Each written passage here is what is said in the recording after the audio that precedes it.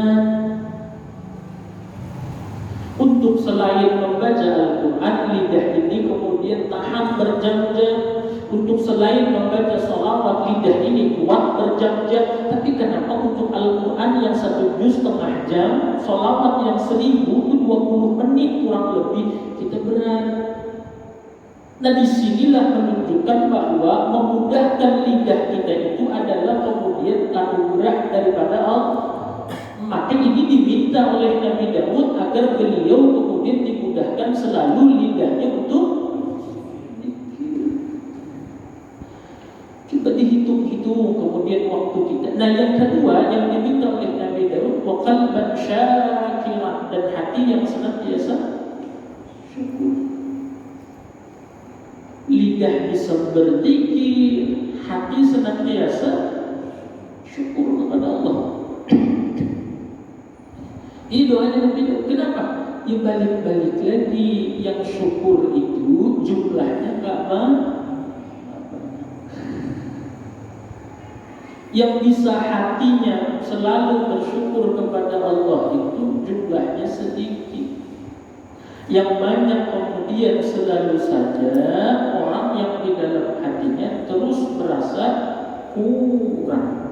Ya. Nah, ini doa Nabi Daud. Ingat, Nabi Daud minta kepada Allah alaihissalam, satu, lisan yang berzikir, yang kedua, hati yang bersyukur, yang ketiga disebutkan dalam riwayat wa badanan sabiran, minimal kemudian punya badan, punya anggota tubuh yang sabar.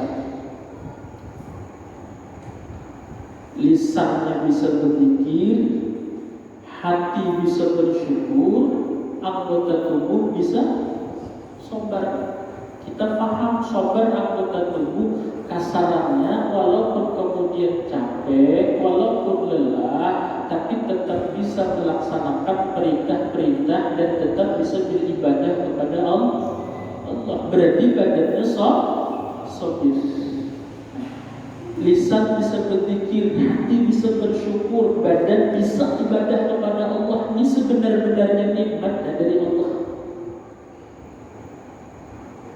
Walau misalnya yang lain tidak diberi banyak oleh Allah, umpama duit tidak diberi banyak oleh Allah, tapi dia malam bisa aja lidahnya membaca Al-Quran, nah itu nikmat. Hati tak mengeluh dengan apa yang ada, itu nikmat. Badan anggota tubuh tetap bisa ibadah kepada Allah Subhanahu wa taala. Dan yang keempat yang diminta oleh Nabi Daud alaihi salam, wa zawjatun tu'inuni ala dunyaya wa akhirati. Dan kata Nabi Daud, ya Allah, berikan kepada hamba pasangan yang bisa menolong, membantu hamba baik urusan dunia ataupun urusan agama. Artinya 4 hal inilah yang benar-benar nikmat besar dalam urusan agama, dalam kehidupan kita. Apa itu? Bila lidah kita ini selalu bisa dikir. Zikir macam bentuknya.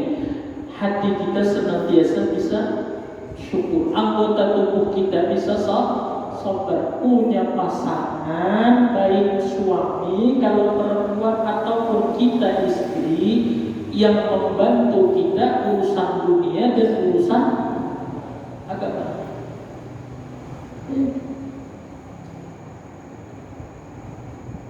Wa a'udzu bika, dan aku berlindung kepada Engkau ya Allah, kata Nabi Daud. Nah, ini musibah yang sebenar-benarnya musibah.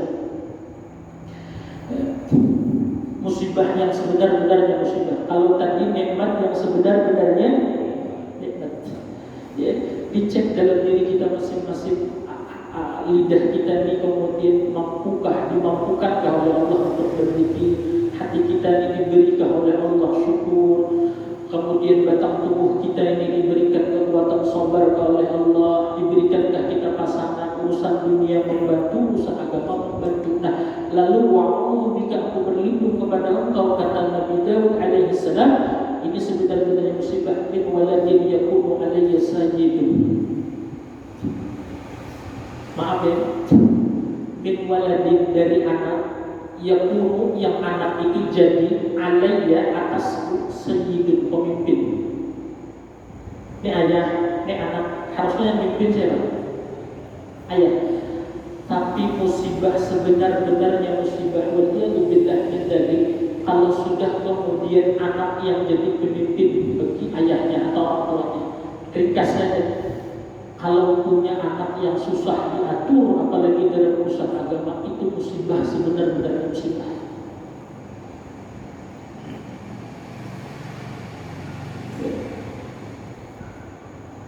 Ini yang Nabi Daud berlindung kepada Allah, min waladin yakunu alayya sayyidun, ya Allah aku berlindung dari anak yang anak itu jadi pemimpin bagiku. Artinya kita nggak bisa kan atur.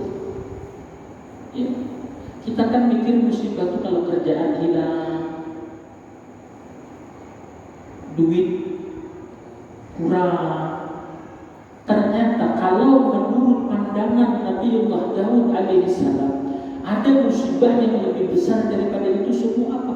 Kalau kita punya anak, lalu kita nggak bisa ngatur anak, khususnya dalam urusan agama dan urusan ibadah kepada Allah. Minta maaf, kita tidak bisa menjaga sholatnya anak, kita tidak bisa menjaga baca Qurannya anak, kita nggak bisa menjaga ibadahnya. Kalau anak perempuan, kita tidak bisa menjaga anak-anak untuk Allah. Berarti kita tuh dapat musibah yang besar itu.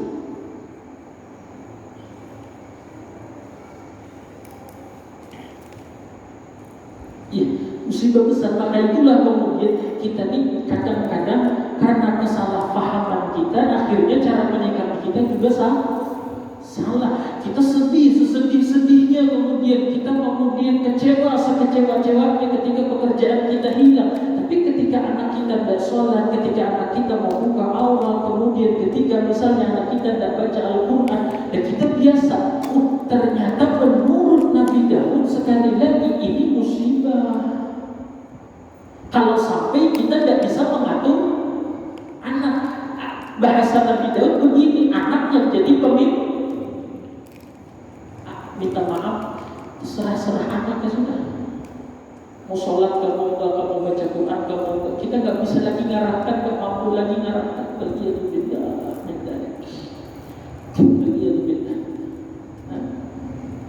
Kecil jadinya nikmat harta. Kalau malah dengan harta itu punya anak, akhirnya anak disuruh sholat aja nggak mau.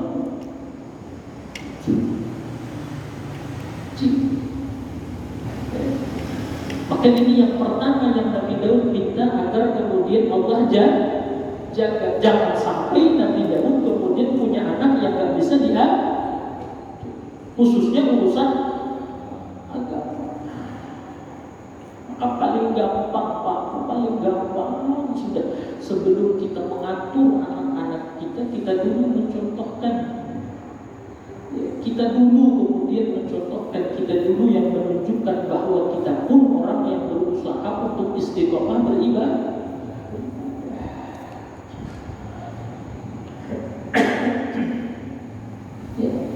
Beliau kalau kita lisan kita dan baca Qurannya kapan, lisan kita kemudian baca sholawatnya kapan, sementara urusan ngobrol kita nggak pernah absen. Bagaimana kemudian kita bisa menjadi pemimpin bagi anak-anak? Artinya double dapatnya. Nikmat sebenar-benarnya nikmat nggak dapat, musibah sebenar-benarnya musibah malah dapat. Betul. Makanya Nabi Nuh, cerita Nabi Nuh dengan Kan'an itu, sampai mau mati Kan'an itu masih diajak lagi oleh Nabi Nuh. Luar biasa. Kenapa? Kemudian menghabiskan tanggung jawab orang tua. Tidak bisa ngomong begini, kan dia dah gede, dia bisa ngurus diri sendiri. Tidak, lihat Nabi Nuh sampai Kan'an mau tenggelam dihantam ombak yang besar, masih lagi dipanggil oleh Nabi Nuh untuk bisa masuk ke dalam perahunya Nabi Nuh. Sampai tenggelam baru kemudian tidak dipanggil. Artinya seyogianya sampai mati, kita yang mati atau anak kita yang mati, tetap kemudian itu adalah anak kita. Yang kedua kemudian yang Nabi Daud berlindung kepada Allah Subhanahu wa taala yang paling juga menyakitkan, waliyadzubillah min dzalik. Wa min imra'atin tushayyibuni qabla zamanil masyib. Bagus bahasanya Nabi Daud ini. Dan aku berlindung kepada Engkau ya Allah daripada. Nah, kalau tadi kan disebutnya zaujah. Kalau zaujah itu pasangan, kalau imra'ah itu artinya istri. menantu, kemudian kalau zaujah wa khalaqa minha zawjaha. Nah, berarti Allah menjadikan daripadanya pasangan. Kalau kemudian contohnya dalam Al-Qur'an imrata Fir'aun, berarti istrinya Fir'aun. Nah, yang kedua ini kemudian kata Nabi, aku berlindung kepada Allah ya Allah dari istri yang menyebabkan aku tumbuh uban sebelum masanya aku beruban. Paham tak maksudnya kira-kira ini? Ya? Artinya istri yang jadi beban pikiran. Ini bahasa Nabi Daud bagus nih. Wa min imra'atin, dan dari istri tusyayyibuni, syaibah itu artinya uban. Tusyayyibuni, yang dia menjadikan aku beruban, qabla, sebelum, zamani, waktunya, al-masyid, aku beruban. Maaf ya, muda masih muda, karena kemudian istrinya membebani benar-benar macam-macam tuntutan, akhirnya mikir terus, lalu waktunya sebenarnya belum harus tumbuh uban, tapi karena kepikiran terus jadinya tumbuh uban.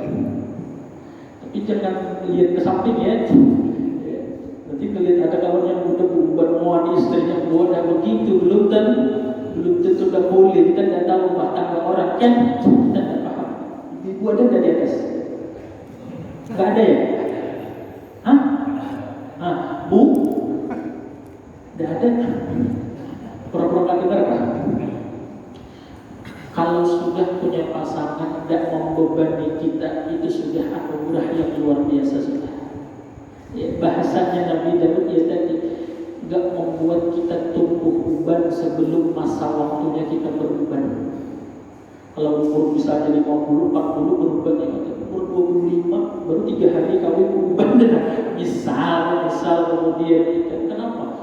Istrinya tuntut sana, tuntut sini, tuntut sana, tuntut sini, kemudian akhirnya kepikiran, maka jadi nah ini musibah. Kenapa? Karena kalau sudah perempuan yang menuntut, laki-laki ini bisa lebih ganas daripada serigala. Benar. Kalau sudah perempuan yang menuntut, laki-laki ini bisa lebih ganas dari serigala. Kalau sudah di rumah menuntut yang macam-macam di luar kemampuan dia, begitu keluar rumah dia mana peduli dia lagi halal ke haram, tak bisa ibadah kan. Yang penting kemudian yang dituntut oleh istrinya dia bisa kabulkan. Tapi kalau perempuan di rumah ini sabar, maka laki-laki ini di luar rumah dia bisa puluhan kali lipat lebih sabar dari sabarnya istrinya.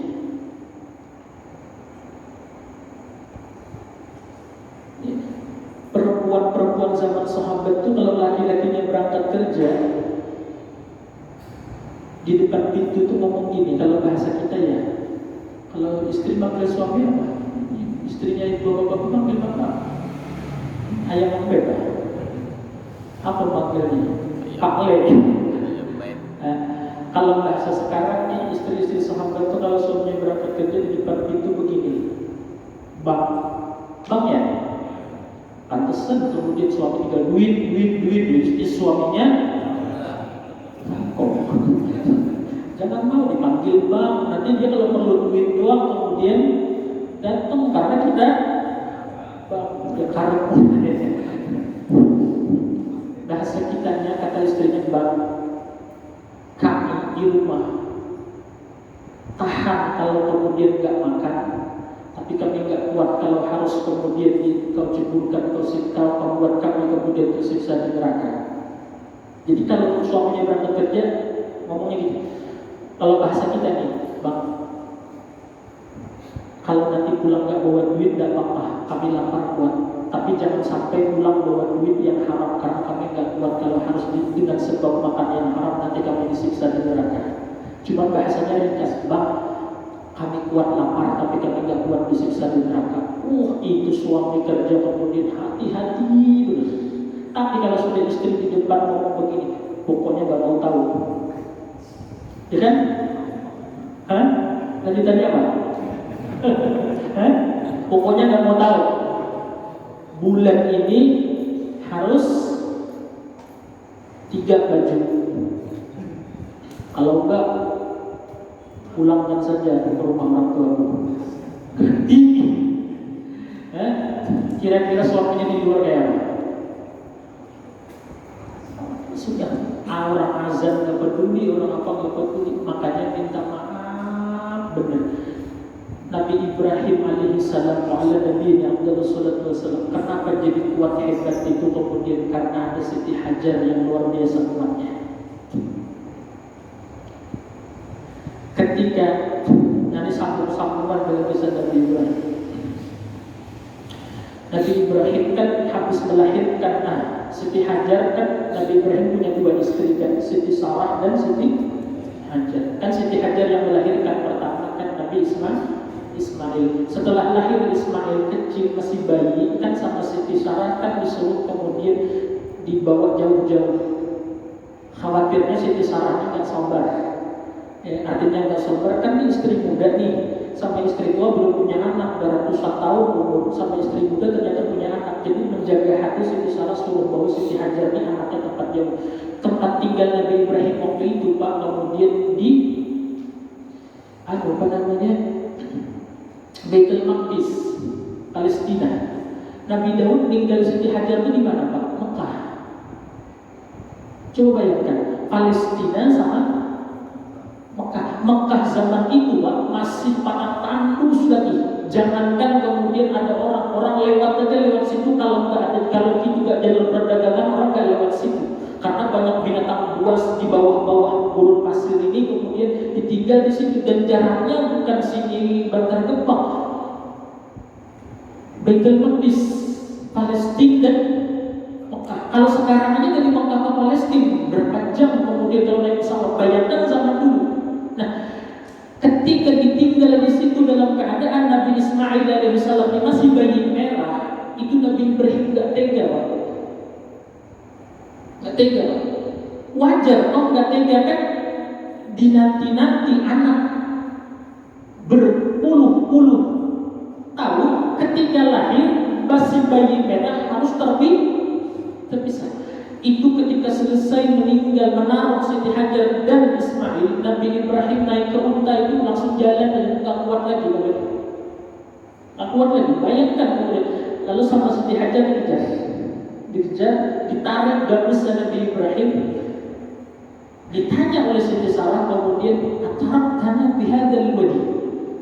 Ibrahim, kau tinggalkan kami di tempat ini? Gak dijawab oleh Nabi Ibrahim, Pak. Gak dijawab.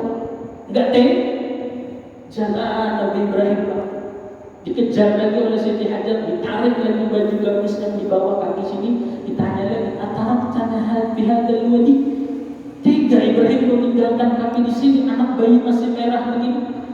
Gak bisa jawab Nabi Ibrahim Pak. Begitu kemudian jalan kali ketiga kemudian Siti Hajar ngomong gini, "Allahu amaraka an tarabtana bihadzal wadi?" Kata Siti Hajar, apakah Allah yang menyuruh engkau untuk meninggalkan kami di sini? Baru Nabi Ibrahim bisa jawab, "Na'am, ya wahai Hajar, Allah yang menyuruhku meninggal di sini." Walaupun hati nurani pasti tidak. Lihat jawaban Siti Hajar, Pak, seorang perempuan, Pak. "Idzan la yudayyi'na." Bila memang ini perintah Allah, maka pasti Allah tak akan sia-siakan kami. Langsung Nabi Ibrahim itu kemudian kuat. Kenapa? Karena Siti Hajar ngomong begini, kalau memang di tempat ini ditinggal kami atas perintah Allah, maka Allah yang akan jaga kami, Allah tak akan menyia-nyiakan kami. Sampai kemudian proses penyembelihan itu. Artinya apa? Laki-laki ini kebanyakan keluarganya tergantung perempuan. Maka Nabi Daud mohon kepada Allah, jangan sampai kemudian diberi istri yang membuat beliau berubah sebelum waktunya berubah. Artinya yang jadi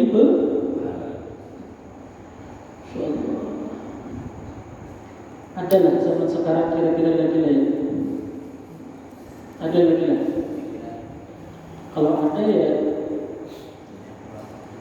tambahi kalau berani.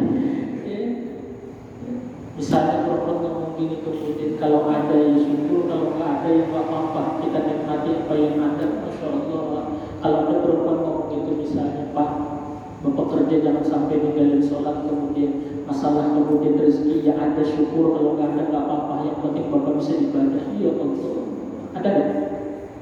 Kalau ada ngomong gitu coba tengok di belakangnya, di sininya. Kalau ada sayap, artinya mana ada bidadari besar. Kalau misalnya tergolong begitu sampai saya Pak, Bapak kerja kemudian jangan sampai ninggal sholat ya Pak.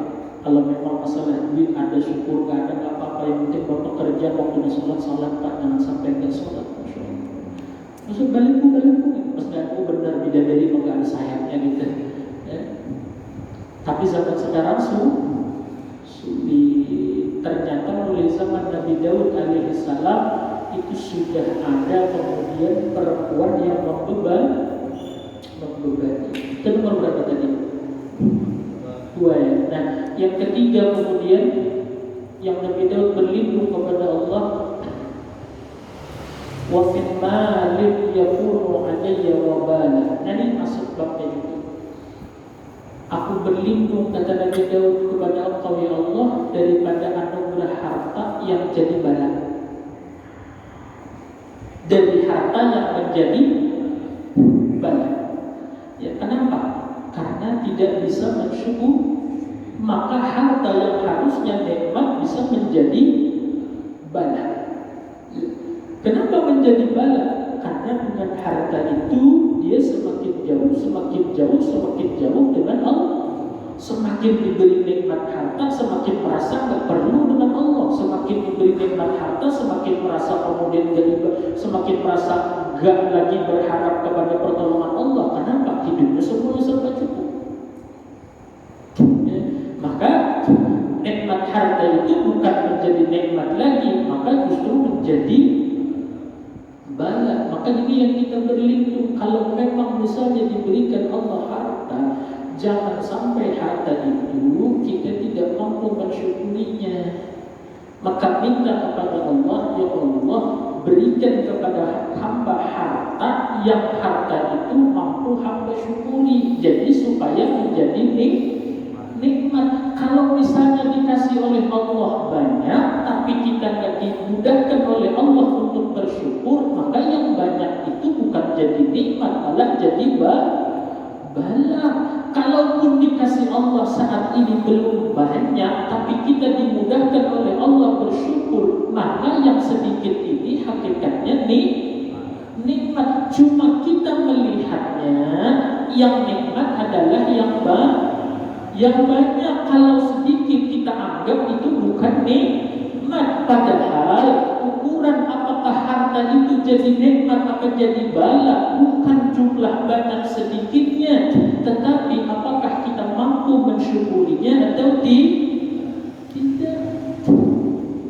Saya ulang, ukuran harta itu menjadi nikmat atau menjadi bala bukan adalah dilihat dari apakah harta itu banyak lalu jadi nikmat.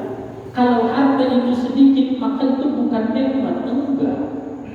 Lalu yang menjadi ukuran nikmat dan bala harta itu di mana? Yang disebut oleh Nabi Daud adalah harta yang jadi bala itu pada ketika mau jumlahnya banyak kah, mau jumlahnya sedikit, kita enggak mampu mensyukuri. Nah, kalau banyak mampu mensyukuri, itulah kemudian nikmat. Sedikit pun tapi mampu mensyukuri, itu juga nikmat. Banyak nggak mampu mensyukuri, berarti harta itu jadi sedikit tidak mampu mensyukuri, maka sedikit itu juga jadi bala. Ini yang doa Nabi Daud kemudian berlindung kepada Allah dari harta yang menjadi bala. Ada duit 100.000, tapi 100.000 kita syukuri, maka itu nikmat. Ada 1 juta, tapi 1 juta nggak bisa disyukuri, berarti 1 juta itu bukan nikmat, bala. Maunya kita 200 juta syukur, karepmu juga. Ya. Jadi ingat, kalian orang pun nikmat benar dia tuh pandangan kita. Kalau di hadapan Allah jadi nikmat, itu belum tentu. yang ada saat ini di kita, kalau kita mampu syukuri, maka itulah nikmat. Yang keempat, yang terakhir, Nabi Daud berdoa kepada Allah Subhanahu wa taala, wa min jaris, daripada tetangga yang buruk. Ya. Pengaruh yang besar juga kemudian sampai dalam bahasa Arab itu ada disebut al-jar qabla dar, tetangga sebelum rumah. Al-jar qabla dar, perhatikan tetanggamu sebelum kemudian kamu bikin rumah. Maksudnya apa? Sebelum kita tempat tinggalin di situ, lihat dulu tetangga kiri kanannya baik, dan artinya kemudian lingkungan membawa pengaruh. Kalau di lingkungan itu misalnya maaf ya, tiap minggu kemudian beli baju terus lambat laun juga ikut-ikutan bisa terpengaruh. Nah itu hasilnya, kesimpulannya kemudian yang sebenar-benarnya nikmat itu adalah kalau lisan kita bisa berzikir, hati kita mampu bersyukur. Sudah gak usah melihat apa yang ada, tapi berpikir bagaimana caranya mensyukuri yang ada. Itulah sebenar-benarnya nikmat. Lalu kemudian lagi yang sebenar-benarnya bala adalah ketika kita kemudian punya anak-anak yang kita gak bisa ngatur, kemudian punya istri yang malah membebani, punya harta jadi bala kemudian. Walhasil itulah yang kemudian disampaikan oleh Nabi Sallallahu Alaihi Wasallam, bahwa ketika orang bisa bersyukur baik dalam keadaan diberi nikmat atau diberi bala dan musibah oleh Allah, hatinya senantiasa bisa bersyukur, maka ganjarannya adalah surga bighairi hisab. Ya, jangan sempit berpikiran bahwa nikmat itu adalah harta, karena harta bisa jadi bala. Kemudian ya, apa nikmat itu? Kalau hati kita bisa syukur, badan kita bisa sabar, lisan kita bisa berzikir, pasangan kita menolong kita urusan dunia, urusan akhirat, itulah sebenar-benarnya nikmat. Kemudian mudah-mudahan jadi ilmu yang manfaat, mudah-mudahan jadi ilmu yang barakah buat kita semuanya. Mudah-mudahan kita diberikan taufik hidayah oleh Allah, nikmat ikhlas, Allah berikan kita istiqamah dalam menuntut ilmu dan taat ibadah kepada Allah Subhanahu wa taala. Insyaallah di pertemuan yang akan datang kita lanjutkan bagaimana caranya kalau ditimpa musibah bisa syukur. Kalau kemudian tadi kan nikmat syukur. Lalu nanti kalau ditimpa musibah, kata Sayyidina Umar bin Khattab radhiyallahu ta'ala anhu warḍah, kalau ditimpa musibah supaya syukur ada caranya. Insyaallah di pertemuan yang akan datang. Mudah-mudahan sehat walafiat, panjang umur, dan Allah Subhanahu wa taala berikan kita nanti nikmat meninggal dunia dalam keadaan husnul khatimah. Dijadikan niat mengikuti niat yang salihah. Al-Fatihah. Bismillahirrahmanirrahim. Bismillahirrahmanirrahim.